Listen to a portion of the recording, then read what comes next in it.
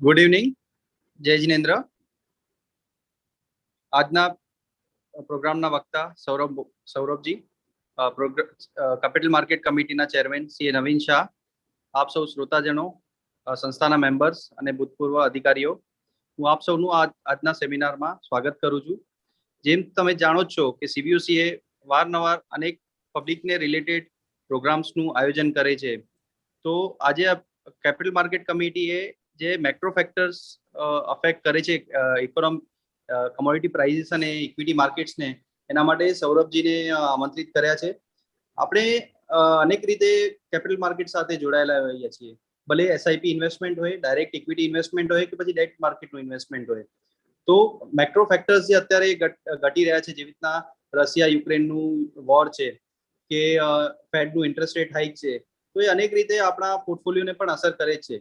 તો આગળ એ કેવી રીતે અસર કરશે એના માટે સૌરભજી આપણને ગાઈડ કરશે. આગળની કાર્યવાહી માટે CA નવીન શાહને આમંત્રિત કરીશ કે તે આગળ કાર્યવાહી વધારે. Good evening friends, Saurabhbhai welcome, અને તમે અમારી સાથે જોડાયા એ બદલ આભાર. આજે જ્યારે રશિયા અને યુક્રેન વચ્ચે જે યુદ્ધ ચાલી રહ્યું છે અને બ્રેન્ટ ક્રૂડ એટલે ઇન્ટરનેશનલ પ્રાઇસ $101 પર પહોંચી ગયો છે, જ્યારે આપણે ઇન્ડિયામાં છેલ્લો જ્યારે પ્રાઇસ એનાઉન્સ થયો પેટ્રોલ અને ડીઝલનો, ત્યારે બ્રેન્ટ ક્રૂડનો ભાવ હતો 72 કે 73 ડોલર. એટલે લગભગ આ છેલ્લા 3 મહિનામાં, એટલે 31 ઓક્ટોબર થી કરી નવેમ્બર, ડિસેમ્બર, જાન્યુઆરી, ફેબ્રુઆરી 4 મહિનામાં લગભગ 40% ઇન્ટરનેશનલ ક્રૂડ ઓઇલમાં ભાવ વધારો થયો છે.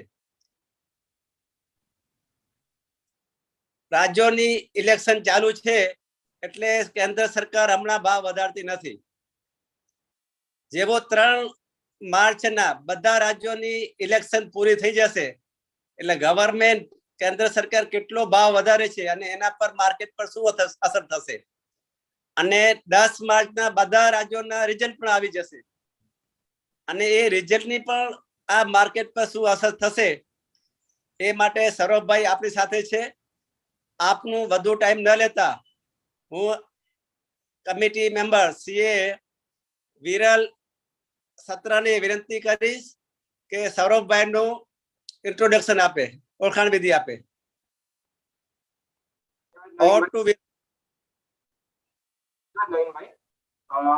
ધન્યવાદ CVOC મને સૌરભજીનો પરિચય આપવાનો મોકો આપ્યો એના માટે. સૌરભ ભાટિયા સરે જુલાઈ 2021માં સેપિયન્ટ વેલ્થમાં માઇક્રો સ્ટ્રેટેજી અને ફિક્સ્ડ ઇન્કમના વડા તરીકે જોઈન કર્યું છે. એમની પાસે ફિક્સ્ડ ઇન્કમ માર્કેટ્સના વિવિધ પ્રોફાઇલનું 2 દાયકાનું વિશાળ અનુભવ છે. 2001માં બિરલા સન લાઈફમાં સેલ્સ અને ઇન્ટરમીડિયેશન તરીકે પોતાની કારકિર્દીની શરૂઆત કરી હતી. 2004 થી 2008માં સૌરભ ભાટિયા સરે સહારા ટ્રેઝરી ગ્રુપમાં બાય સાઇડમાં કામ કર્યું છે. 2008માં એમણે HSBC અસેટ મેનેજમેન્ટ જોઈન કર્યું અને ત્યાં EPFO નું મેન્ડેટ મેનેજ કર્યું. HSBC AMCમાં તેઓ ફોરેન પોર્ટફોલિયો ઇન્વેસ્ટર્સને પણ એડવાઇસ કરતા હતા. આ બધા નોખા રોલને છોડીને 2014માં એમણે ICICI બેંકના પ્રોપ્રાઇટરી ડેસ્કમાં સિનિયર ટ્રેડરનું પરંપરાગત રોલ સ્વીકારી લીધું. 2017માં સૌરભ સરે DSP મ્યુચ્યુઅલ ફંડના રેટ સ્ટ્રેટેજીસ અને ફંડ મેનેજર તરીકે જોડાયા. જાન્યુઆરી 2019માં તેમને DSPમાં ફિક્સ્ડ ઇન્કમના વડા બનાવવામાં આવ્યા અને ફિક્સ્ડ ઇન્કમનું પૂરું વર્ટિકલ સંભાળવા લાગ્યા. 2 દાયકાની વિવિધતાસભર વિશાળ કારકિર્દીમાં એમણે અલગ અલગ ફિલ્ડમાં કામ કર્યું છે.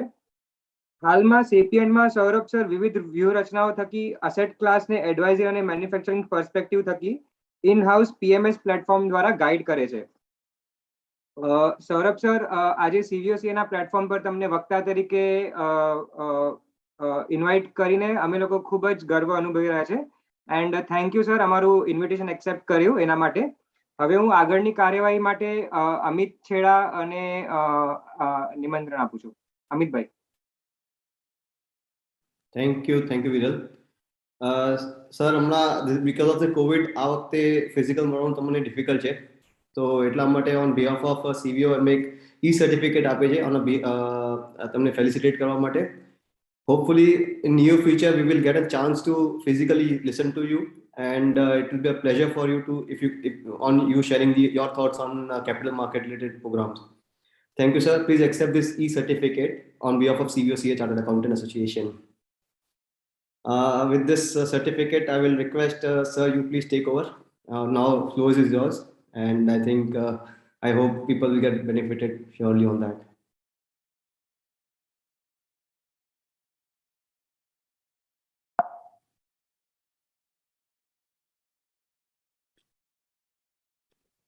I think he's not there in the meeting. He has joined again. Sir, are you there? Yes, I'm there. I don't know, some issue on net last minute. Sorry for that. No problem, sir. We just shared the e-certificate. હમણાં પ્રત્યક્ષ મળવું થોડું difficult છે, તો kindly accept e-certificate. Hopefully અમને chance મળશે તમને પાછું સાંભળવા માટે પ્રત્યક્ષ રીતે. ત્યારે maybe physically we will have a moment to given to you. Surely. Thank you so much. Thank you so much for this. I can see that. Yep. Thank you so much for this, the entire CVOCA team. And indeed look forward to meeting all of you in person. Perfect. થોડુંક ઇંગ્લિશથી start કર્યું કારણ કે બહુ ટેવાયેલું નથી ગુજરાતીમાં presentation આપવાનું. So this is a test for me also. And certainly look forward to presenting the perspective and the આપણે જે આજે ઘણું બધું moving things છે from an economy perspective, be it જેવી રીતે ઇન્ટ્રોડક્શનમાં કીધું oil prices કે state elections કે these factors. I think હમણાં એવો ટાઈમ છે કે દર 2 મહિને આ બધા ચીજો ચેન્જ થતા રહેશે અને દર 2 મહિને આપણે એક નવી ચીજ લઈને ઊભા રહીશું. ઓઇલ પ્રાઇસીસની જ વાત કરીએ તો ઓલમોસ્ટ રશિયા યુક્રેન પહેલા જ આપણે $30-40 થી ઓલમોસ્ટ $85-90 પહોંચી ગયા હતા. સો છેલ્લા $10 માટે ઠીક છે એક વોરે કોઝ કર્યું, પણ large part to see through is કે એવું શું થયું કે $40-50 ક્રૂડ ઓચિંતો 80-90 થઈ ગયો અને એવી જ રીતે બધા મેટલ પ્રાઇસીસ છેલ્લા 15-18 મહિનામાં સખત રેલી થઈ ગયા. So on this aspects rather દેન આજે શું છે અને શું કામ છે આપણે આવતા અડધી પોણી કલાકમાં એટલી જ ટ્રાય એન્ડ પુટ એક્રોસ કે આ બધું જ્યારે મૂવ થાય છે તો એનું બેઝ શું, કેવી રીતે બેઝ લેવું. મારું ઇન્ટરનેટ ગયું ત્યારે થોડુંક મારું ઇન્ટ્રોડક્શન સાંભળવાનું રહી ગયું, પણ એ એક ઇમ્પોર્ટન્ટ પાર્ટ છે કે હું એક કોર ઇકોનોમિસ્ટ નથી. 20 વર્ષથી મેં જે લાર્જલી ઇન્ટરેસ્ટ રેટ્સ અને પાર્ટલી કરન્સી રિલેટેડ જે કામ કર્યું છે, a lot of things what I have put across is basis a lot of observations and common sense which I gathered.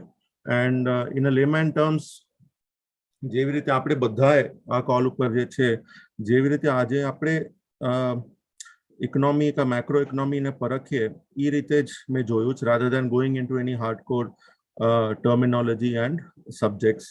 With that, please allow to share my screen and we can start on from there. Saurabh, you can share your screen. Thank you.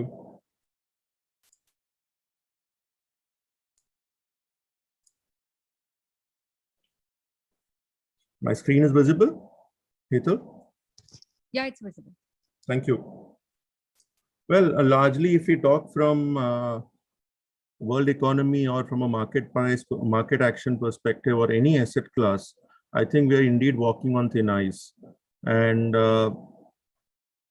why I'm saying that is gradually a lot of these fundamentals will start melting away, be it the comfort on interest rates, કાં તો comfort on stable currency. આ બધી ચીજો ધીરે ધીરે સરકતી જશે અને આ સરકવાનું કારણ cannot be just a Russia-Ukraine war, but a lot of things which have been happening over the last couple of years. And of course હું ખાલી કોવિડની વાત નથી કરતો. I think 1.5-2 વર્ષમાં આપણે ડિસ્કસ કરશું કે ઇકોનોમી અગર ખરાબ થઈ એનું મોટું કારણ શું, ખાલી કોવિડ કે પછી સેન્ટ્રલ બેંકે થોડી ડિલે કરી આ બધી લિક્વિડિટી ને ઇન્ટરેસ્ટ રેટ્સ ને પાછું બેલેન્સ આઉટ કરવા માટે. નોટ ટુ ફોરગેટ કે આજે આપણી ઇકોનોમી જે શેપમાં છે, it's a big thank you to Reserve Bank of India and the ministers, I mean, especially the Finmen, the way they have navigated in this 18 months. પણ કોઈ પણ બીમારીથી બહાર નીકળીએ અને બહુ જલ્દી નીકળીએ તો એની થોડી સાઇડ ઇફેક્ટ હોય. પણ before I go on two this macro economy part, આપણે થોડુંક જે હમણાંની જે હવા ચાલે છે કે જે નોઇઝ કરે છે એના ઉપર થોડું જોઈએ. મોટામાં મોટું નોઇઝ આજે છે કે આજે રશિયા ઉક્રેનનું જે પણ પ્રોબ્લેમ જે પણ સ્કર્મિશ છે એનું આફ્ટર ઇફેક્ટ શું. I think first we need to see that this is not like a Gulf War of way back in 88-90 કે એનું જીતવાનું એક sort of નક્કી હતું કે આ ભાઈ હારી ગયા તો આ વોર પતી ગઈ. એવી જ રીતે જે અફઘાનિસ્તાનમાં થયું કે અગર કોઈ કેપ્ચર થઈ ગયો કે અગર કોઈ મરી ગયો તો એ વોર પતી ગઈ. અને હમણાં જે વોર થાય છે એ વોરમાં અગર આપણે આપણા જ ગ્રુપમાં બધાને પૂછીએ, બધા આગળ અલગ અલગ રીઝન હશે કે આ વોરનું કારણ શું અને વોટ વિલ ડિટર્મિન કે આ વોર આ કરવાથી આ વોર કોઈ હાર્યો કે કોઈ જીતી ગયો. And other important factor after a long time of this war, ongoing war, is compared to the previous જે war થયા બે કે અફઘાનિસ્તાન ને ઇરાકમાં જ્યારે વોર થયું, એસ્પેશિયલી ઇરાકમાં, તો આપણે ખબર હતી કે જ્યાં એક જ ચીજ છે which is oil, કે ઓઇલ એ પ્રોવાઈડ કરે છે પણ એ પોતે કાંઈ આટલું બધું કન્ઝ્યુમ નથી કરતો અને ઓઇલ ઉપરાંત એના આગળ કાંઈ બીજું છે નહીં. એ જ ચીજ એક્સટેન્ડ કરી અફઘાનિસ્તાન, ત્યાં તો there was nothing. But when it comes to Russia and Ukraine, there is a lot more which comes at stake. જે આપણે સ્ક્રીન પર દેખાય છે, these are the typical exports or market share of the Russian exports from a global production perspective. પહેલા બે આપણે કાઢી નાખીએ એની કઈ જરૂર નથી, પણ be it gold, oil and gas, that is very big. And most important is the next item which is wheat. અને આ એક એવી ચીજ છે કે આ વોર થી આપણે ઓઇલ અને wheat ઉપર ડેફિનેટલી ઇમ્પેક્ટ થશે, which is energy metals and precious metals as well as food prices. So this is from a Russia side, and if you see from a Ukraine perspective, they are also very big on corn and wheat. US consumes a lot of corn and wheat. Collectively, Russia plus Ukraine contribute a huge amount. And આ war escalate થવાથી the only challenge which will keep on piling up is definitely the supply constraints. જેના લીધે આજે આટલું બધું અવાજ છે કે સપ્લાય નથી એટલે ઇન્ફ્લેશન હાઈ છે. હવે આ ચીજ હજી કોન્ટ્રીબ્યુટ કરશે. કેટલા દિવસ ચાલશે અને કેટલા દિવસ ખેંચાશે, it's anybody's guess. But definitely this entire skirmish which has now got escalated will have a huge bearing on oil, gas and the wheat product, which means globally inflation જે અત્યાર સુધી ઉપર હતું અને એવું એક ચાન્સ હતું કે આ ઇન્ફ્લેશન થોડીક વાર અહીંયા ટકી રહેશે કે ધીરે ધીરે અહીંયાથી નીચે આવવાનું ચાલુ કરશે, that expectation can get a little bit more tempered. Obviously inflation વધે તો વ્યાજના દર વધે અને વ્યાજના દર વધે એટલે બાકી ઘણી બધી ચીજો પોતાની મેળે પંક્ચર થઈ જાય, કારણ કે ઇન્ટરેસ્ટ રેટ એક એવી ચીજ છે કે જે બીજા કોઈ પણ એસેટ ક્લાસને પોતાની જોડે પંક્ચર કરી શકે છે. So this is what Russia provides to the global economy. Now the other aspect from impact perspective from a country standpoint, સમજો ઇન્ડિયા એવી country હોત કે જે રશિયાથી ઘણી બધી wheat import કરે છે, that would have created a lot of challenge for us. But thankfully or it's a solace કે આપણું રશિયા જાડે આટલા બધું મોટું ટ્રેડ પાર્ટનર્સ નથી, એટલે આપણી સપ્લાય હિટ નહીં થાય, પણ જે દુનિયામાં સપ્લાય હિટ થાય છે એનું જે ભાવમાં ચેન્જ આવશે એનાથી આપણને ઘણું ફરક પડશે. અને આ ઘણી બધી કન્ટ્રીઝ છે જ્યાં સપ્લાય ઇમ્પેક્ટ થાય છે, ત્યાં આપણું પણ માલ ઘણું બધું એક્સપોર્ટ થાય છે in other commodities as well as other finished goods, and this can pose a little bit of challenge for our exports to a lot of these a lot of these places. એક question ઘણીવાર આવે કે આ ના થવાથી આપણને direct benefit મળી શકે કે we become a substitute to export a lot of these food prices, the food products especially. I think too early to say because આપણું એગ્રીકલ્ચરલ પ્રોડ્યુસ સારું છે, આપણા આગળ ફૂડ ગ્રેનનો સ્ટોક ઇન્વેન્ટરી લેવલ્સ પણ સારું છે, and last 3-4 years we have had good monsoon. God forbid we have one monsoon here and there and it can slightly impact the rural economy. So it will be a very tight decision for the government to make a large extent of substitution from a wheat exports આમાંથી ચાલુ થઈ જાય. So these two slides predominantly indicate કે wheat અને oil આ બે ચીજ ઉપર this can impact adversely. જે અત્યાર સુધી આપણે flare up જોયું છે in wheat prices as well as oil prices, this is I am saying before the war started, A flare up ને હજી થોડુંક momentum મળી શકે. અને on the other side is hamna both the countries are meeting in Belarus, and if any resolution were to come today, tomorrow, or 1 week down the line, we could see a lot of volatility, and volatility is the name of the game now, be it any asset class as it stands.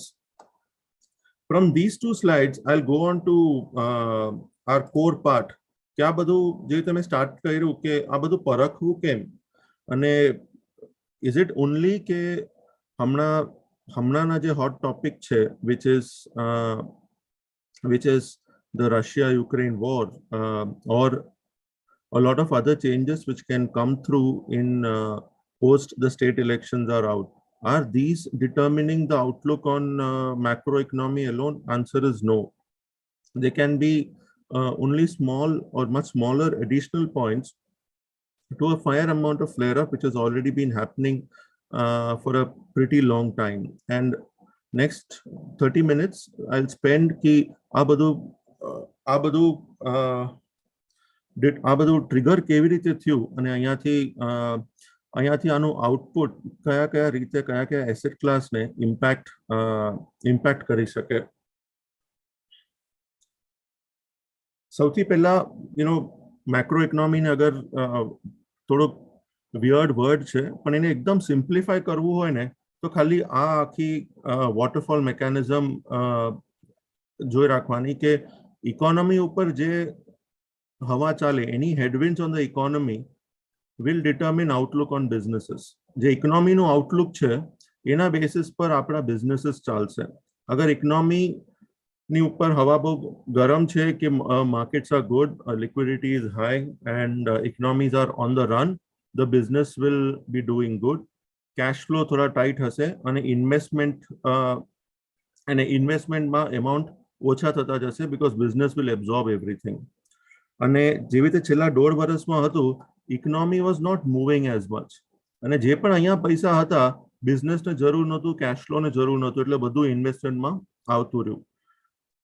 એનાથી શું થયું કે ઇન્વેસ્ટમેન્ટની જે value વધતી ગઈ, જે આપણે equity માર્કેટ્સની value જે વધતી ગઈ, એ વર્સસ જે ઇકોનોમીની હાલત હતી ઘણું બધું ડિસ્કનેક્ટ હતું.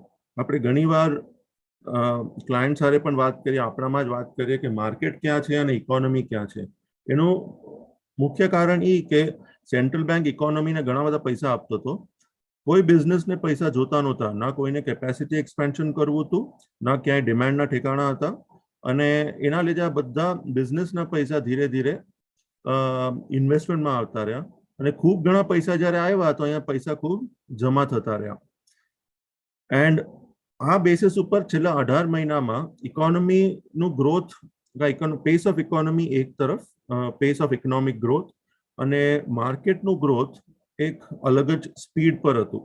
અને I will come back to this slide after 5-6 slides in the interim to explain why and how this happened. હમણાં જે આપણે છેલ્લા 15-18 મહિનાથી જોઈએ છે કે આટલી બધી લિક્વિડિટી સેન્ટ્રલ બેંકોએ સિસ્ટમમાં ભરીને આપી છે કે be it US or India or world over, to come out of this challenges on the pandemic. હવે પૈસા ઘણા સસ્તા હોય અને પૈસા ઘણા આરામથી મળતા હોય તો જાહેર છે એનું સાઇડ ઇફેક્ટ છે ઇન્ફ્લેશન વધવાનું જ છે. ઇન્ફ્લેશન વધે તો વ્યાજના દર વધે,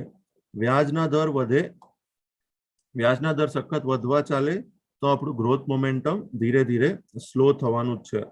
અને એ જ્યારે થશે તો ઇક્વિટી માર્કેટ્સ ધીરે ધીરે એનું મોમેન્ટમ ઘટી જશે અને બોન્ડ માર્કેટના રિટર્ન્સ પણ ઘટી જશે. મોર ઇમ્પોર્ટન્ટલી ઇક્વિટી અને fixed income will make way for energy metals and precious metals or gold to eventually outperform. This is what we largely hear, be it on news, be it on media or from market experts. But if we see what is happening below, there is a lot of filth. ઘણું ગંધ છે આ લિક્વિડિટીના નીચે. કારણ કે આ જ્યારે liquidity eventually નીકળી જશે તો આમાં આપણે એકવાર તો ફસાવાના જ છીએ. અને આનું કારણ મેઇન બે ચીજ છે, એક ઇન્ફ્લેશન અને એક ઘણીવાર આપણાથી ભૂલાઈ જાય છે which is debt to GDP. Inflation, just to give an example, આજે યુએસમાં જે આપણું રેપો રેટ જેવી રીતે હોય ત્યાંનું ફેડ ફંડ રેટ 0.25 છે, ત્યાંનું 10-year yield અરાઉન્ડ 190 ઉપર છે સમજો, અને 190-180 ઉપર છે, અને ત્યાંનું એન્યુઅલ ઇન્ફ્લેશન 7.5% છે. તો જ્યારે તમારા વ્યાજના દર ઓલમોસ્ટ 0 પર હોય અને ઇન્ફ્લેશન જ્યારે 7-7.5% પર હોય તો તમારા પૈસા એમને એમ જ ધીરે ધીરે ઘસાવા થાય, and that is a big risk. અને ઇન્ફ્લેશન નીચે લાવવા માટે એક જ રસ્તો છે કે તમે ઇકોનોમિક ગ્રોથ સ્લો કરો, અને ઇકોનોમિક ગ્રોથ સ્લો કરવા માટે વ્યાજના દર ઘણા વધારવા પડશે, and that is a big risk. Forget to our investments, that is a big risk potentially from our business standpoint also. And the predominant reason for this is this considerable rise in debt to GDP. I'll explain this in the next slide. આમના મેં data હવે ઘણા બધા આપણે જે જોશું છેલ્લા આવતા 3-4 સ્લાઇડ્સમાં બધા મેં 1950-1960 થી જોયા છે. ઘણી બધી ચીજો જે આપણે હમણાં આપણા કરિયરમાં શીખ્યા, ક્યાં આપણા એકેડેમીમાં શીખ્યા અને આપણા કરિયરમાં યુઝ કર્યું, આપણે આવું ફેઝ જોયું જ નથી કે જ્યાં યુએસમાં ઇન્ટરેસ્ટ રેટ 7-8% હોય, આપણે ઇન્ડિયામાં જ 6-7%ની ઉપર ઇન્ફ્લેશન જાય તો આરબીઆઈના એક્શન્સ ચાલુ થઈ જાય, ગ્લોબલ ફ્લો થોડુંક ઇમ્પેક્ટ થઈ જાય, ગ્રોથ મોમેન્ટમ થોડું વીક થઈ જાય. પણ અહીંયા યુએસનું ઇન્ફ્લેશન અરાઉન્ડ 7% છે, અને એનું મેઇન કારણ છે a very high amount of debt amassed કાં ભેગું થયું છે in a very small span of time.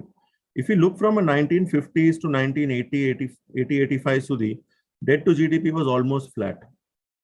Second world war પછી બધાએ કીધું કે હવે ગવર્મેન્ટ બોરો કરીને સ્પેન્ડ નહીં કરે કારણ કે એને પહેલા ઘણું બધું બોરોઈંગ થઈ ગયું હતું. પછી ધીરે ધીરે આવ્યું કે government has to borrow eventually for growth to come through. આજે સ્પાઇક આવ્યું in debt to GDP globally, where ગવર્મેન્ટે કીધું કે મને બોરો કરીને સ્પેન્ડ કરવું જ. ઓલમોસ્ટ 15 વર્ષ લાગ્યા આટલું જર્ની ક્રોસ કરવા માટે, અને અહીંયા આવીને ઊભા રહી ગયા. And then you had again a phase કે ગવર્મેન્ટ કીધું અહીંયાથી વધારે બોરો કરવાની જરૂર નથી કારણ કે આટલું બધું ડેટ વધી ગયું છે.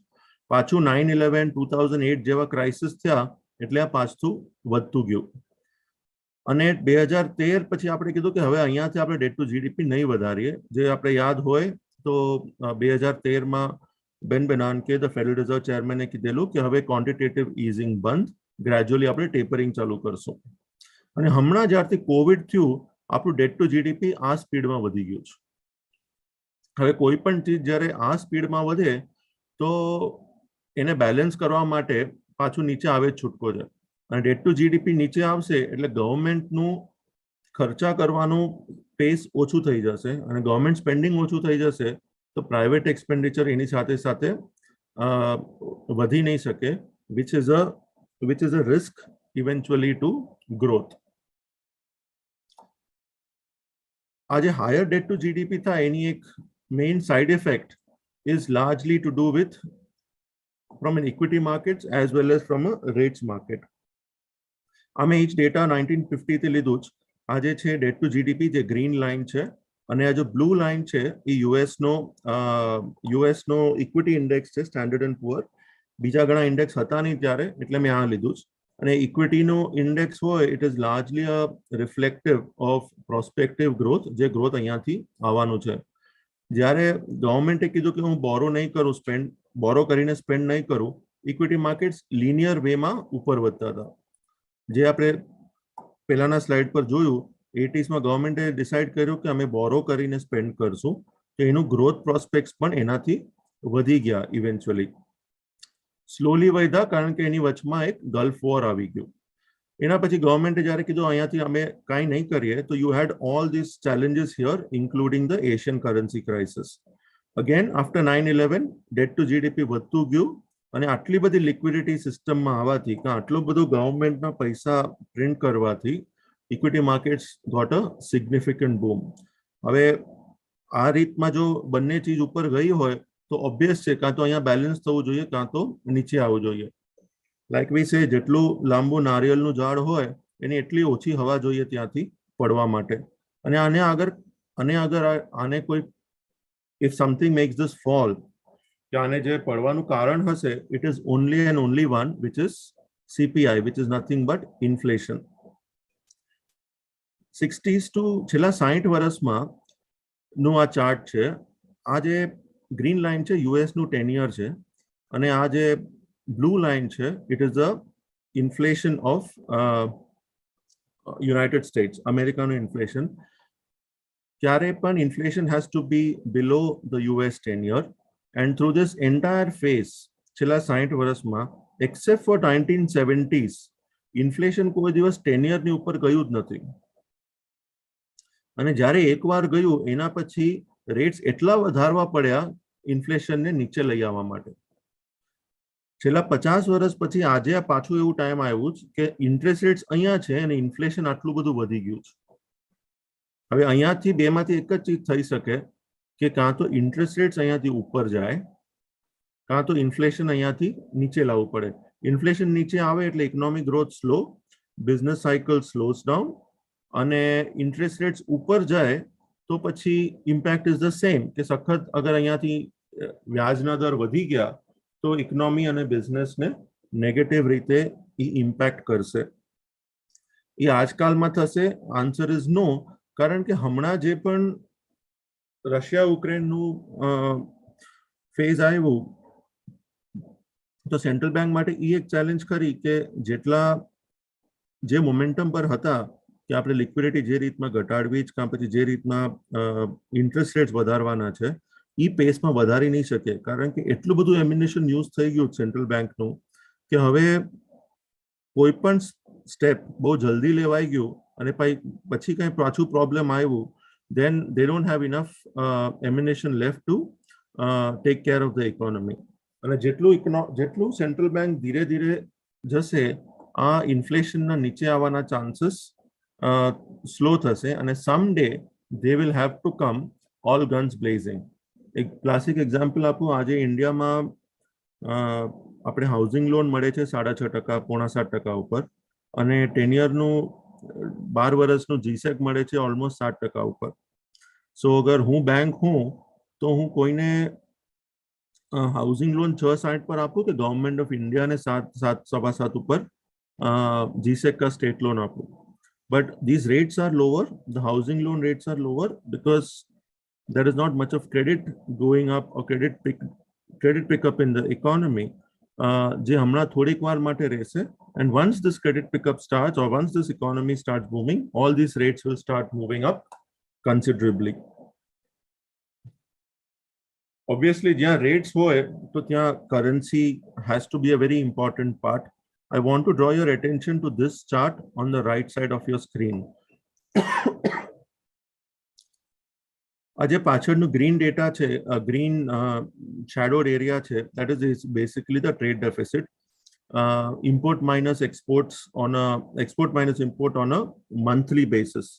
આપણે ડેફિસિટમાં છે એનો મતલબ આપણે ઇમ્પોર્ટ વધારે કરીએ છીએ, ઓબ્વિયસલી એક્સપોર્ટ આપણું રિલેટિવલી ઓછું થાય છે. મોર ઇમ્પોર્ટન્ટલી જ્યારે આપણું મંથલી ટ્રેડ ડેફિસિટ 15 બિલિયનની ઉપર વયું જાય છે, the pace of currency depreciation starts gaining pace. અને કરન્સી જ્યારે ડેપ્રિશિએટ થાય તો એનું રિસ્ક એટલું બધું નહીં, પણ જે પેસ ઓફ કરન્સી જ્યારે સખત when the currency depreciation starts gaining pace, we start seeing a lot of challenges on our import prices, on our import bill, as well as the overall currency and the trade deficit. હમણાં November ડિસેમ્બરથી આપણું trade deficit almost પાછું વધીને 20 બિલિયનની આસપાસ છે દર મહિને.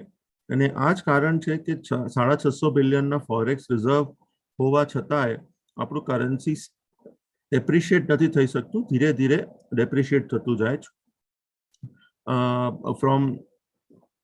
From about 70-20 levels best seen middle of last year, we are presently at around 75.5 levels. What can further happen to currency? Ideally, it should keep on sliding a little bit more, because as and when my demand picks up in the local economy or in the domestic economy, we should see these trade deficit or my deficit numbers improving, or the deficit numbers going even further higher. એક જ નંબરનું ધ્યાન રાખવાનું, આપણે 15 બિલિયનની ઉપર છે કે નીચે. અગર આપણા ક્લાયન્ટ, અગર મારું કરન્સી એક્સપોઝર છે અને આ બધું સ્કર્મિશ થવાથી મારી ડિમાન્ડ ઘટતી ગઈ અને મારું ટ્રેડ ડેફિસિટ પાછું 10-12 બિલિયન આવી ગયું, તો મારી કરન્સી એપ્રિશિએટ થશે. અને ગવર્મેન્ટ સ્પેન્ડિંગથી અગર ડિમાન્ડ સિસ્ટમમાં આવી ગઈ તો જાહેર છે કે આપણી currency will start depreciating even further.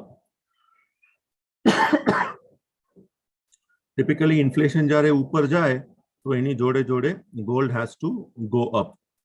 Same last 60-70 વર્ષનો ડેટા, જ્યારે યુએસનું ઇન્ફ્લેશન એકદમ વધી ગયું 70-80માં, તો ગોલ્ડ ઓલમોસ્ટ $150 સીધું $600 થઈ ગયું in a span of just 3-4 years. Same way પાછું જ્યારે QE ને બધું ચાલુ થયું, then you had a significant run up in the gold prices. હમણાં જેવી રીતે ઇન્ફ્લેશન ધીરે ધીરે વધતું જશે, ગોલ્ડ ઉપર અપસાઇડ પ્રેશર, ગોલ્ડ પ્રાઇસીસ અહીંયાથી ધીરે ધીરે ઉપર વધતા રહેશે, કારણ કે gold is treated to be as one of the best hedges to inflation. જે પણ રશિયા યુક્રેનમાં થાય છે, જેવી રીતે આપણે પહેલા વાત કરી કે whatever is Russia exporting, Russia and Ukraine is predominantly gold plus wheat combined. એટલે it is not only commodity led, energy commodity led inflation, but also food inflation, which will come into play. અને જો inflation ઉપર જશે, so this is the best hedge for your overall inflation. Now, how does this all play out for the markets? હું સીધું એકવાર view ઉપર આવીને પછી I'll go directly to the markets. હમણાં જે પણ આપણે વાત કરી એનાથી રિસ્ક ઓન એસેટ્સ એની એક લાસ્ટ લેગ ઓફ રેલીમાં કદાચ આવી શકે, કારણ કે સેન્ટ્રલ બેંક થોડુંક સ્લો થઈ જશે હવે અહીંયાથી રેટ હાઇક કરવા કે લિક્વિડિટી વિથડ્રો કરવા, because of this skirmish which is happening between Russia and Ukraine, and if that were to escalate. એક બહુ ઇમ્પોર્ટન્ટ પોઈન્ટ છે, આપણે અત્યાર સુધી આપણું વેલ્થ બનતું હતું લાર્જલી એક પર્ટિક્યુલર એસેટ ક્લાસથી. Now as inflation rises and interest rates rise, wealth creation will have to make way for income generation in the medium term. આપણે થોડું બધું 1985 to 1998માં કેવું હતું, ઇક્વિટી માર્કેટ્સ ઓલમોસ્ટ એક લેવલ પર જ ચાલતી હતી, અને કારણ કે વ્યાજના દર બહુ વધી ગયા હતા. આપણે ઇન ધ મીડિયમ ટર્મ એવા ફેઝમાં પાછું આવી શકીએ. એનું કારણ શું કે જનરલી આપણે કહીએ કે my capital is at risk when I put it into investments. ઇન્વેસ્ટમેન્ટમાં વેલ્યુ ના દેખાય, then my capital is at risk if I put it into my business. પણ હવે એક ત્રીજી ચીજ પણ છે જે આપણા કેપિટલને રિસ્ક કરે છે, which is rising inflation. Capital એમને એમ પડ્યું હશે તો એને ઇન્ફ્લેશન ખાઈ જવાનું છે, ઇન્ફ્લેશન એને ઘટાડી દેવાનું છે. So we have to put up our strategies where my capital is, my risk is adjusted against business or investment or business or investment or inflation in totality. I'll explain this slide and then one more part before I go on to the Q&A. અમે સ્ટાર્ટિંગમાં આજે એક slide share કરી. આમાં typically શું થાય છે કે ગવર્મેન્ટે અત્યાર સુધી જેટલા પૈસા આપ્યા, લાઈક આઈ સેડ, ગવર્મેન્ટને આરબીઆઈ જેટલા પૈસા આપ્યા એ બધા પૈસા હમણાં ઇન્વેસ્ટમેન્ટમાં જતા રહ્યા. કારણ કે બિઝનેસ અને કેશ ફ્લોમાં કોઈ જરૂરત નથી. બિઝનેસમાં જરૂર નથી એટલે કેશ ફ્લો માટે જરૂરિયાત નહોતી, એટલે બધું ઇન્વેસ્ટમેન્ટમાં આવી ગયું. હવે અહીંયાથી જે ઇકોનોમીમાં પૈસા આપવાનું બંધ કરી દીધું સેન્ટ્રલ બેન્કે, કારણ કે economy started to revive a little bit, businesses started to revive a little bit. હવે આ જે બિઝનેસને પૈસા જોશે એ બધા પૈસા ઇન્વેસ્ટમેન્ટમાંથી પાછા બિઝનેસમાં આવશે. એટલે જાહેર છે કે આનું વેલ્યુ અહીંયાથી ધીરે ધીરે ઘટવું જોઈએ, કારણ કે અહીંયાથી પૈસા નીકળીને અહીંયા આવશે. આપણે ફિક્સ્ડ ઇન્કમની વાત કરીએ તો આજે કોઈને કહીએ કે સાહેબ આમાં ઇન્વેસ્ટ કરતા 4, 4.5, 5% મળશે, તો ઓબ્વિયસ છે કે હવે મને આમાં નાખીને કોઈ રસ નથી, એટલે આ પૈસા બધા પાછા બિઝનેસમાં. આ ભાઈ 2 વર્ષ પહેલા 25%ની નીચે ધંધો નતા કરતા. હવે બીકોઝ અહીંયાના કાંઈ રિટર્ન બનતા નથી એટલે હવે 15% પણ ધંધો કરવા રેડી છે. And hence this entire move from investment to business will eventually follow through when government spending starts gaining pace. એટલે આની વેલ્યુ ઘટતી જશે અને આ પૈસા ઘણો હવે અહીંયાથી ખેંચતો રહેશે. કેટલા ટાઈમ સુધી ખેંચશે we will address in the Q&A bit.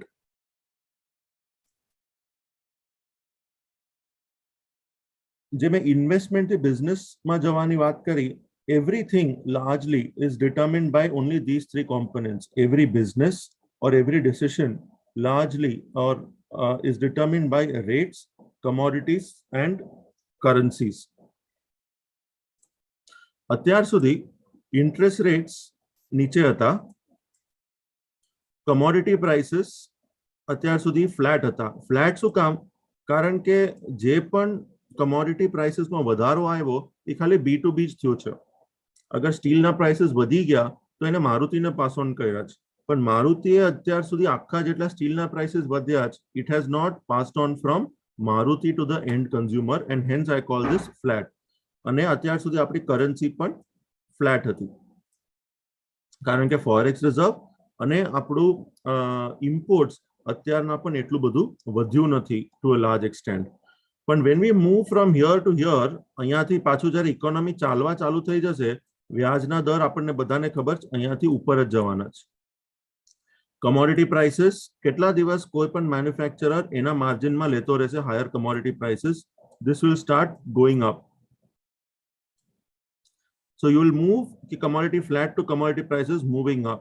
અને જ્યારે વ્યાજના દર વધી ગયા અને commodity prices પણ વધી ગયા, આપણી currency ને has to depreciate.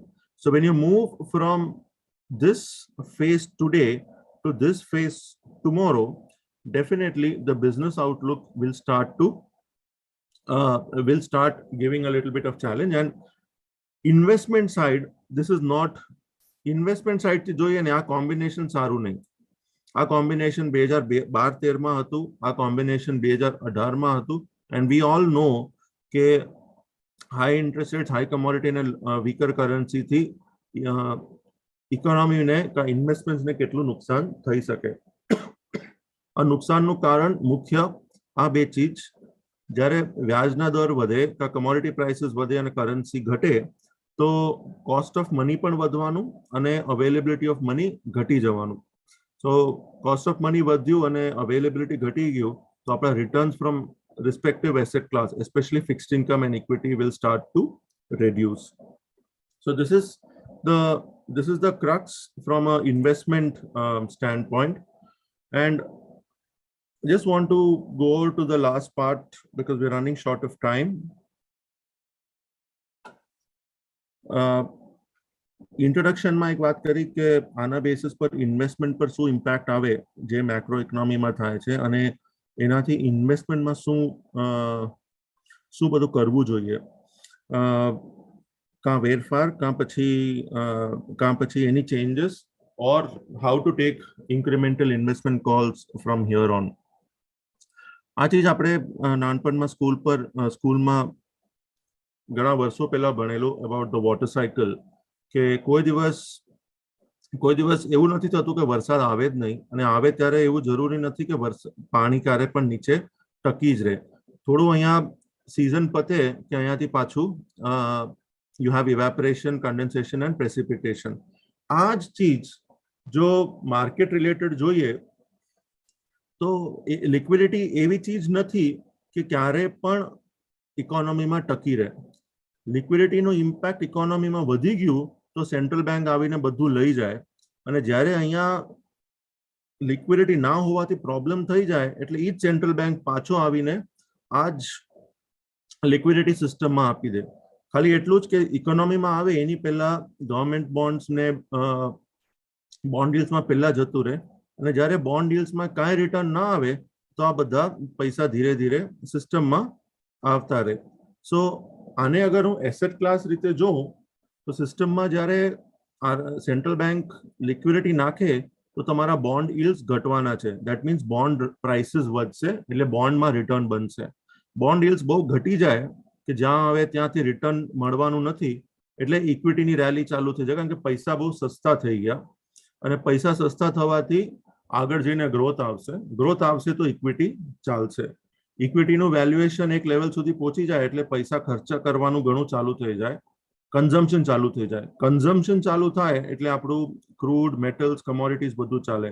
એટલે મેં કીધું કે રશિયાનો વોર થવા પહેલા જ ક્રૂડ 85-90 તો એમને એમ જ પહોંચી ગયું હતું, કારણ કે આટલી બધી લિક્વિડિટી પહેલા બોન્ડ યીલ્ડ્સને આટલું બધું નીચે લઈ આવી, અને બોન્ડ્સમાં જ્યારે પૈસા બનતા નહોતા તો બધા પૈસા ઇક્વિટીમાં ગયા કે આગળ જઈને ગ્રોથ આવવાનું જ છે, આ લિક્વિડિટી વાપરવાની જ છે, એન્ડ કન્ઝમ્પશન આવશે. હવે જેવું કન્ઝમ્પશન આવ્યું તો એનર્જી કમોડિટીઝનું રેલી થઈ ગઈ, અને જેટલું કન્ઝમ્પશન વધશે તો ઇન્ફ્લેશન આવશે, અને ઇન્ફ્લેશન આવશે એટલે ગોલ્ડ ને ડોલર રેલી થશે, અને ઇન્ફ્લેશન આવવાથી પાછા બોન્ડ યીલ્ડ 8-9% પહોંચી જશે, એટલે અહીંયાથી પૈસા પાછા અહીંયા જતા રહેશે. And this typically is an asset class cycle which largely plays out. Before I move to the Q&A, one small part I just wanted to show કે છેલ્લા 18 મહિનામાં મેં કીધું કે if there was one element which saved the economy, કે એક element હતું જે ઇકોનોમીને સેવ કર્યું તો સેન્ટ્રલ બેંક હતું. તો આ સેન્ટ્રલ બેંકનું રૂપ હતો કે આ સેન્ટ્રલ બેંકની લીલા હતી છેલ્લા 18-20 મહિનાથી કે દુનિયામાં જે પણ પ્રોબ્લેમ આવે, don't worry, I am there and I will take care of you. પણ આમાં તકલીફ એ જ છે કે આ લીલા જલ્દી બદલાઈ જાય તો આ જ સાહેબ આપણને લડાઈના મેદાનમાં લઈ જશે, અને આ જ સાહેબ આગળ economy will kneel down and છે કે હવે વ્યાજના દર બહુ વધારો નહીં, કારણ કે ઇકોનોમી અહીંયાથી બહુ ચાલી શકવાની નથી. So it is more to do with keeping an eye on liquidity, કે એ સાહેબ ક્યારે લિક્વિડિટી સિસ્ટમમાં રાખે છે અને કયા દિવસેથી લિક્વિડિટી પાછી લઈ જવા ચાલુ કરશે, અને આ બે અવતારથી આપણે કુરુક્ષેત્ર પહોંચી જશું. I'll pause here and we'll move to Q&A because I've already used a fair bit of time. Over to you, Hital. Yeah. ધન્યવાદ સૌરભભાઈ. તમારું વોટર લાઈફ સાયકલ અને ગીતા પાઠથી એકચ્યુઅલી ઇન્વેસ્ટમેન્ટ સાયકલ સમજાવવાની બહુ સહેલી રીત હતી. થોડા ઘણા પ્રશ્નો આવ્યા છે ઓડિયન્સ પાસેથી. સૌથી પહેલા આપણે વાત કરીએ ક્રૂડની, તેલની.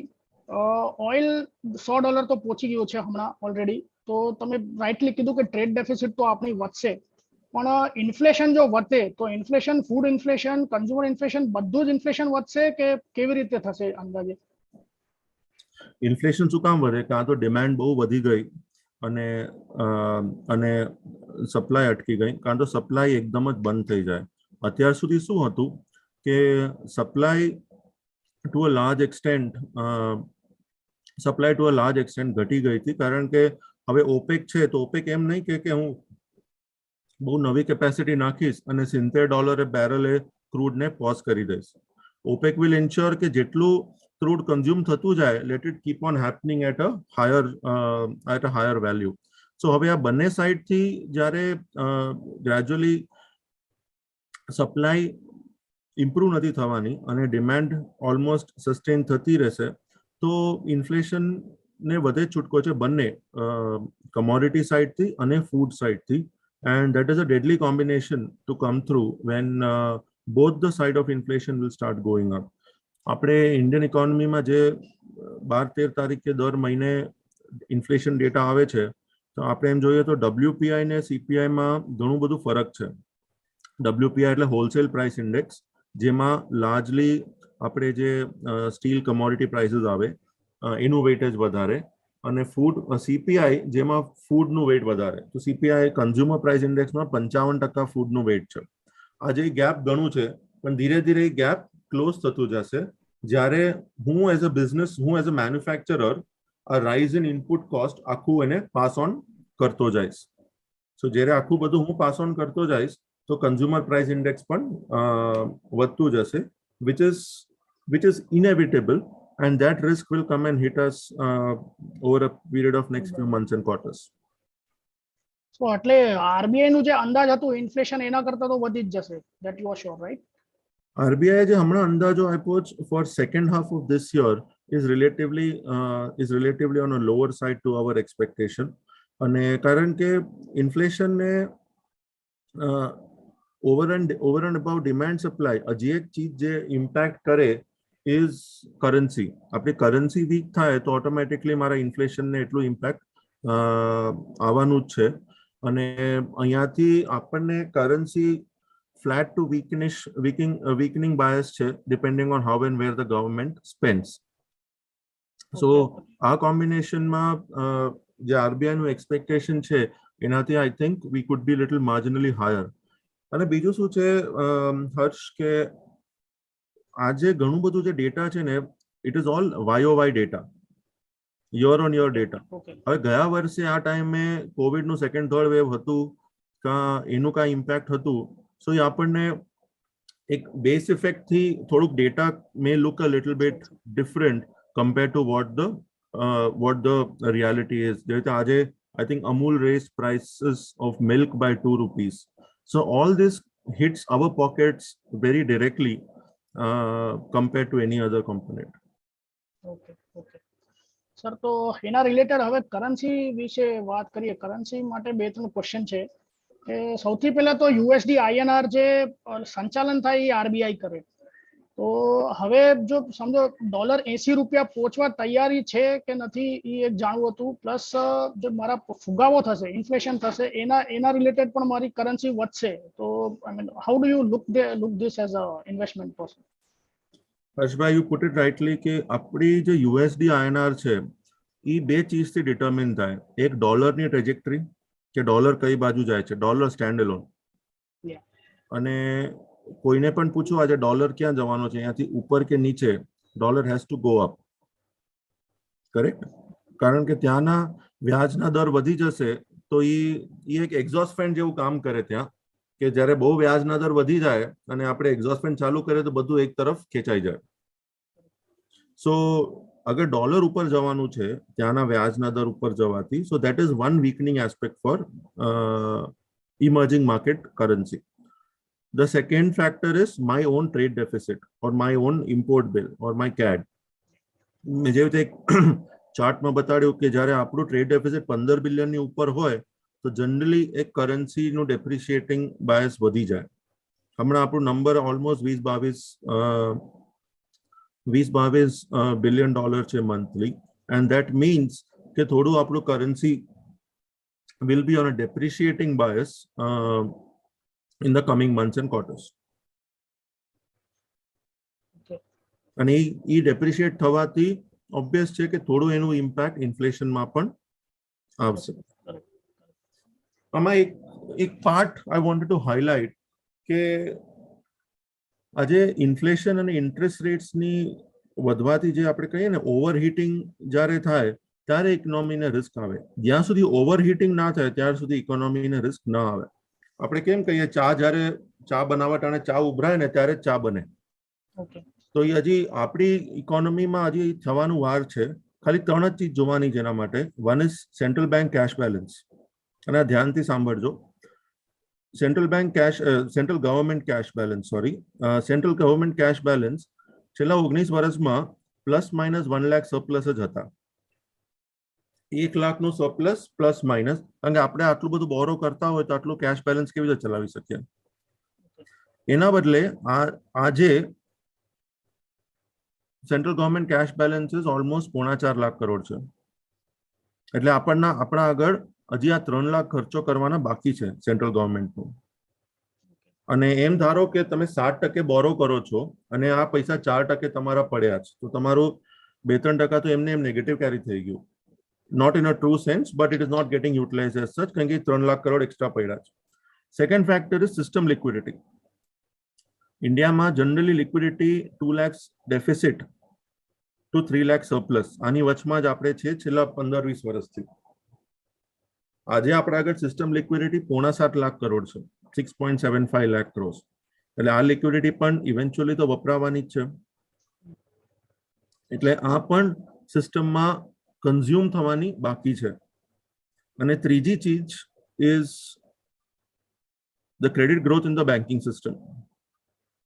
ટિપિકલી ઇન્ડિયામાં credit growth has remain between 12 to 14%.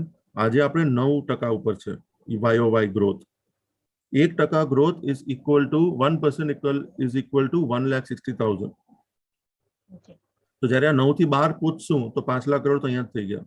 તો આપણે અત્યાર સુધી આ એમ્યુનિશન યુઝ નથી કર્યો, એટલે આપણે અત્યાર સુધી જે પણ દુનિયામાં ચાલે છે એનાથી બહુ ઇમ્પેક્ટ નથી થયો. આપણે આમ સેકન્ડરી ઇમ્પેક્ટ છે, નોટ પ્રાઇમરી. તમે બધા રોજ બેલેન્સ શીટ ઉપર નીચે કરો છો, આઈ મીન અન્ડરસ્ટેન્ડ કરો છો, I mean you preparing balance sheet or signing of balance sheet. કોઈ પણ બેલેન્સ શીટમાં કેશ બેલેન્સ ઘણું હોય, એના સિસ્ટમમાં કેશ, ઈ બેલેન્સ શીટમાં કેશ ફ્લો ઘણા હોય, અને ઈ બેલેન્સ શીટ આગળ ક્રેડિટ લાઇન્સ ઘણી હોય તો એ કંપનીને બહુ મોટું તકલીફ નથી થવાનું. So that is a same case with Indian economy in itself. એટલે ઓવરહીટ ક્યારે થશે? જ્યારે આ 3 ચીજ વપરાશે, અને આ 3 ચીજ ઉપર જ ખાલી ધ્યાન રાખવાનું છે: government cash balance, credit growth and liquidity. Okay. હવે આગળ વધીએ, ઇમ્પોર્ટ વિશે વાત કરીએ. જે ભારતના ઇમ્પોર્ટ હોય છે ઓઇલ, પેટ્રોલિયમ, કોલસો, ખાતર, ગોલ્ડ, બધા કિંમતી પથ્થરો, બધા જનરલી જે ઇમ્પોર્ટ થાય છે અપ્રોક્સિમેટલી સમ $8.6 બિલિયન. તો આ વોરના લીધે આ ઇમ્પોર્ટ પર કેવી અસર થશે, ઓર આઈ વુડ સે આ સેક્ટર પર કેવી અસર થશે આ બધી? First of all credit two government કે આપણા છેલ્લા ઘણા વર્ષોમાં ફૂડનું ઇમ્પોર્ટ ઘણું ઘટાડી દીધું. અને ઘણી બધી એવી કન્ટ્રીઓ હતી મારા ખ્યાલમાં કે જે ઇન્ડિયાને એક્સપોર્ટ કરવાથી જ એની ગાડી ચાલતી હતી. સો એ બધું આપણે ઘણું ઓછું કરી દીધું. એટલે મારું dependence on food imports has reduced. હું મારું ડિપેન્ડન્સ ક્યારે ઘટાડું? જ્યારે મારું પ્રોડક્શન વધારી શકું. So we are self sufficient to a large extent. એટલે એનાથી બહુ આપણને તકલીફ ના થવી જોઈએ. અને એક્સેસ સપ્લાય, આપણા એક્સેસ આઉટપુટ આપણા એગ્રીકલ્ચરમાં આવી ગયું તો we would be in a position to even export to certain extent. એટલે ત્યાં એટલું તકલીફ નહીં. તકલીફ ક્યાં આવશે is on the commodity and gold. અને ગોલ્ડ અને ઓઇલમાં જ્યારે વધારો થાય, it is a little difficult to control both. The oil પ્રાઇસીસમાં સમજો $110-115 થઈ, $115 કે $110 થઈ જાય, કે સોની ઉપર જ્યાં પણ હમણાં છે, can you pass it on fully to the end user? Answer may be no. પણ આમાં બીજા ગ્રીન શૂટ્સ પણ છે. Economy is getting formalised a lot. એટલે મારું જીએસટી રેવન્યુ ઘણું બધું સારું આવે. જ્યારે economy was not doing well, મને ઓલમોસ્ટ મહિનાના 1.2 ટ્રિલિયન આવતા હતા. સો જ્યારે હવે ઇકોનોમી એકચ્યુઅલી ચાલુ થશે ગાડી, તો આ number can increase. So that can absorb some bit of cushion on rise in fuel prices. એટલે જેટલું ધારે એટલું આપણે કદાચ પાસ ઓન ના કરવું પડે at a certain stage of time. ગોલ્ડનું, હું કેરલાથી છું, એટલે અમારે ત્યાં ગોલ્ડ પ્રતિ પ્રેમ તરફ વધુ પડતું જ હોય. એટલે I can't understand how gold prices or gold imports would be curtailed in a very big way from Indian context. અને ટિપિકલી હોય ને, જેના ભાવ વધતા હોય આપણને એ જ લેવું હોય, જેના ભાવ પડતા હોય એ લેવાને કોઈને ઇન્ટરેસ્ટ ના હોય. So you mean to say that this is the right time to buy gold? Well, I said in my charts also, when inflation goes up, gold is an asset class which is a hedge to you. Sir હજી એક question આવ્યું છે that bank of રશિયાએ 20% સુધી interest rates વધાર્યા છે, આનાથી ટ્રેડિંગમાં શું ઇમ્પેક્ટ થશે? ત્યાં 9.5%નું ઇન્ટરેસ્ટ રેટ હતું, 9.5 ને 20% કરી દીધું. હવે કોઈ પણ કન્ટ્રીમાં જ્યારે વોર થાય તો ઓચિંતું ઘણું બધું તમારું ત્યાંથી આઉટફ્લો થઈ જાય ઇકોનોમીમાંથી. જે પણ એફપીઆઈ ના કે કોઈના પણ પૈસા આવ્યા હોય, કોઈ પણ રીતના પૈસા હોય તો એ સખત આઉટફ્લો થાય અને એ આઉટફ્લો થવાથી તમારી કરન્સી સખત ડેપ્રિશિએટ થઈ જાય. આ જ્યારે સેન્ટ્રલ બેંક આજનો પગલો લીધો એની પહેલા સેન્ટ્રલ બેંકે એની પહેલા આપણે જોયું જ કે રૂબલની શું હાલત થઈ, ટુ વોટ એક્સટેન્ટ રૂબલ ડેપ્રિશિએટેડ. અને આટલું બધું ડેપ્રિસિએશન આવે તો સેન્ટ્રલ બેંકનું પહેલું કામ છે કે હવે જે પૈસા છે અહીંયાથી બહાર ઉપડે નહીં. અને પૈસા બહાર ના જવા માટે તમને શું કરવું પડે કે you have to give a lot higher interest rates, and that is what central banks did. આપણે રશિયા હારે આપણા ટ્રેડ એક્સપોર્ટ્સ પણ ઓછા છે, આપણું ટ્રેડ બિલ પણ ઓછું છે, જે મેં પહેલા સ્લાઇડ્સમાં કવર કરેલું. સો ટુ ધેટ એક્સટેન્ટ આપણને એટલું ખટકશે નહીં in a first impact, but આનું સેકન્ડરી ઇમ્પેક્ટ ક્યાંય ને ક્યાંય આવશે, કારણ કે Russia is I think 1/10 of crude oil production, so that is a fair bit of an impact. તમારા પ્રેઝન્ટેશનમાં તમે કહ્યું કે હવે ઇન્વેસ્ટમેન્ટમાંથી હવે ધીરે ધીરે સાયકલ મારી બિઝનેસમાં જતી રહેશે હવે. So a taking a cue from that equity પર આવી હવે there is an empirical evidence. ઇતિહાસ હંમેશા એક ગવાહ આપ્યું છે કે જ્યારે પણ વોર થાય that is the bare base, stock માર્કેટે બેઝ બનાવી દીધું છે, હવે ત્યાંથી મારી ઇક્વિટી ઉછળશે. તો આ વિશે તમારો વ્યૂ શું છે ઇક્વિટી વિશે on a broader market? I am asking sector wise. See, જ્યારે વોર થાય આપણું વાતાવરણ સૌથી પહેલા જોવાનું કે it is very important to see a component called what is in the price. હવે હું 2 ફીટના હાઈટથી પડીશ તો કાંઈ થશે નહીં, 6 ફીટના હાઈટથી પડીશ તો કદાચ પગમાં મોચ આવશે, અને 20 ફીટના હાઈટથી પડીશ તો કદાચ એકાદ ફ્રેક્ચર થઈ શકે. સો ઇફ યુ લુક થ્રુ, એટલે મેં તમને પહેલા કીધું કે અત્યારની પહેલા જે વોર હતા, લાર્જલી વોરથી કાંઈ ઇમ્પોર્ટ એક્સપોર્ટ બધું ઇમ્પેક્ટ નહોતું થતું, barring Gulf war to certain extent જેનામાં ઓઇલ પણ હતું. પણ એના ઉપરાંત જે આપણે છેલ્લા 30-40 વર્ષમાં વોર જોયા છે, બહુ રેર હતું કે આટલી બધી commodities are at stake. So to conclude કે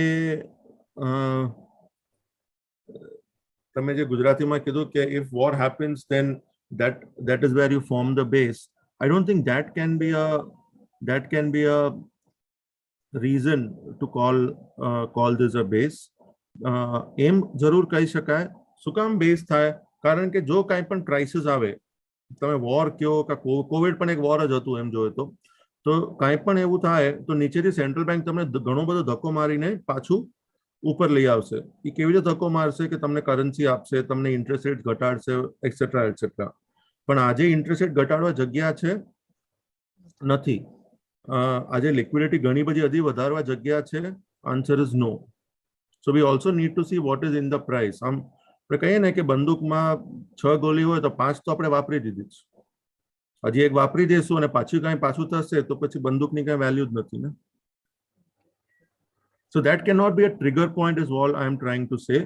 And on the other side, government, from Indian context, we still have a fair amount of ammunition which is unused, and which is a big difference to what we were in 2012-13 versus where we are right now.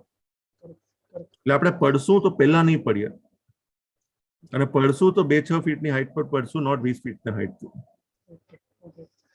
Sir I know that you are not a stock market guy, પણ જરા થોડાક છે ને sector વિશે સવાલો આવ્યા છે. Electric vehicle અને ઇથેનોલ એનું કંઈક ફરક પડે, whether that can be helped as reducing the deficit, trade deficit? આપણે ઉક્રેન જેટલી સાઇઝ નથી, આપણે એક મેસિવ સાઇઝ છે, અને આ જે સાઇઝ નું કન્ઝમ્પશનનું પેટર્ન ચેન્જ કરવા માટે ઘણો ટાઈમ લાગે.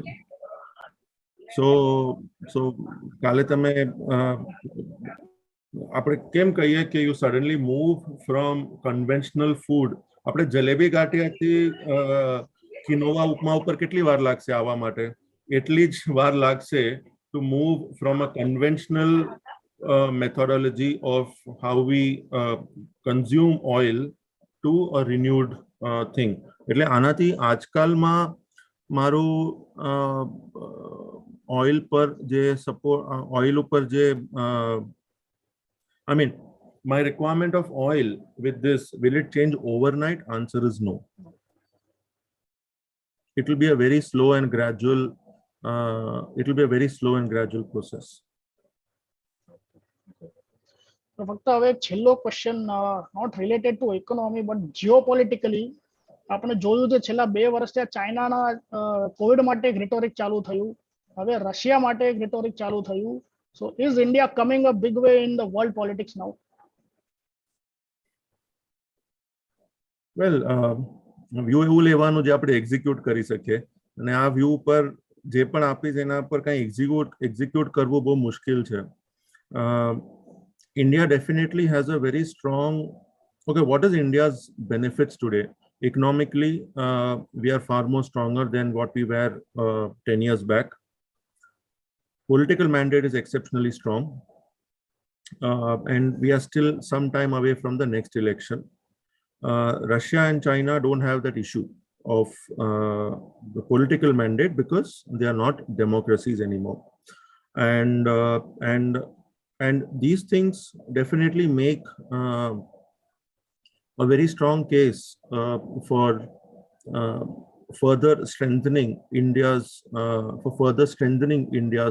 position, and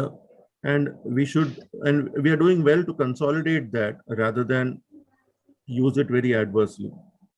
okay, thank you sir, અમારા બધા ઓડિયન્સના સવાલોના જવાબ આપવા માટે. Now over to you Hetal for vote of thanks. Thank you. Before you go, Hetal, just one disclaimer. Thank you all for bearing my Gujarati. First time I would have spoken so much in Gujarati in a short span of time. So thank you so much for this. Over to you, Hetal. આભાર હર્ષ, and thank you Saurabhbhai. રશિયાનો પડઘો થયો portfolio અડધો, બજારનું રોકાણ થયું પૂંજીનું ધોવાણ, ચારે core અંધારું અને દીપક છે પ્રગટાવ્યું, મનમાં લાગી જ્યારે બીક દવા આપી કર્યો એને ઠીક, સવાલ ઘણા અને જવાબ એક, એ છે સૌરભ ભાટિયાજી. બજારમાં અચાનકથી આવેલ આ આંચકાથી લડવા માટે શક્તિ આપતા અને એ આંચકાની ખરી અસર સમજાવતા આજના વક્તા સૌરભ ભાટિયાજીએ એકદમ શોર્ટ નોટિસ પર અમારી વિનંતી સ્વીકાર કરી, એ માટે CVOCA વતી ખૂબ ખૂબ આભાર. ખૂબ જ સરળ શૈલીમાં તમે આજ હાલના વૈશ્વિક પરિબાદોની બજાર પર અસર સમજાવ્યું અને સૌ શ્રોતાને એક મનોબળ પૂરું પાડ્યું. એ બજારમાં આવા આંચકા તો આવવાના જ, કરન્સી, કોમોડિટી, ઇન્ફ્લેશન, ફ્યુલ વગેરે પર થનારી અસર ખૂબ જ સારી રીતે સમજાવ્યું. Special thanks to Champakbhai Dediya, જેમને આ અમારા સૌરભભાઈ સાથે કનેક્ટ કરાવ્યું.